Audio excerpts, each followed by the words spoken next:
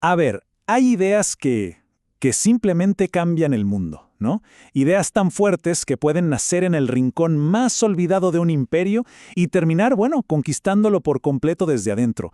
Esa es justo la historia del cristianismo, uno de los ascensos más improbables y transformadores de toda la historia. Y hoy vamos a desentrañar cómo fue que pasó. La pregunta es inevitable, ¿cierto? ¿Cómo es que un pequeño grupo, una secta de una provincia lejana, se transforma en la fe oficial del imperio más poderoso del mundo? Para entenderlo, pues tenemos que hacer un viaje en el tiempo y ver cómo era el mundo en ese entonces. Así que empecemos. Para captar por qué el cristianismo fue tan disruptivo, primero hay que entender el escenario, el Imperio Romano. Y en temas de religión, Roma tenía sus propias reglas de juego, y la verdad es que eran bastante flexibles, pero solo hasta cierto punto. Miren, Roma era sobre todo muy pragmática. Su imperio era gigantesco, lleno de culturas distintas. Así que permitir que los pueblos conquistados siguieran adorando a sus propios dioses era una forma muy inteligente de mantener la paz. Y claro, de asegurar que los impuestos siguieran llegando. Era más fácil gobernar si la gente estaba contenta. Pero había una línea roja, una idea que chocaba de frente con la estructura del poder romano. Y esa idea era el monoteísmo, o sea, la creencia en un solo Dios.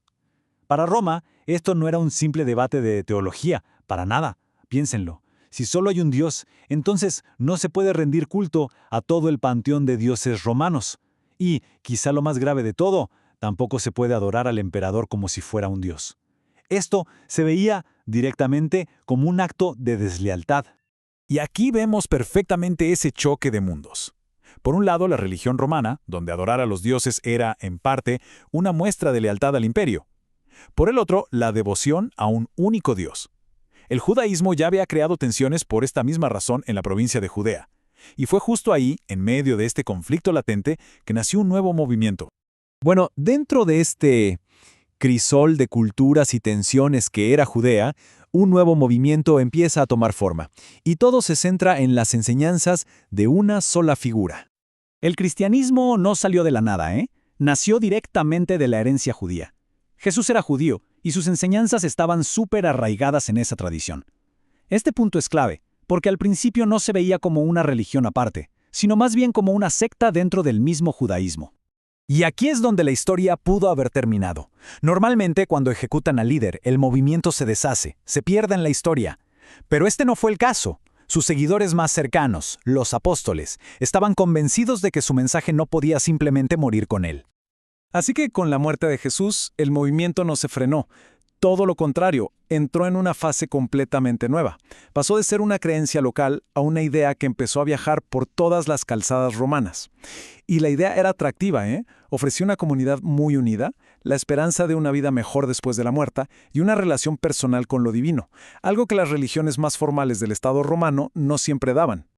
Esta línea de tiempo es impresionante por la velocidad que muestra. O sea, menos de 20 años después de la crucifixión, ya había figuras clave viajando miles de kilómetros. Y no solo predicaban, escribían cartas, fundaban comunidades y estaban tejiendo una red de creyentes por todo el imperio.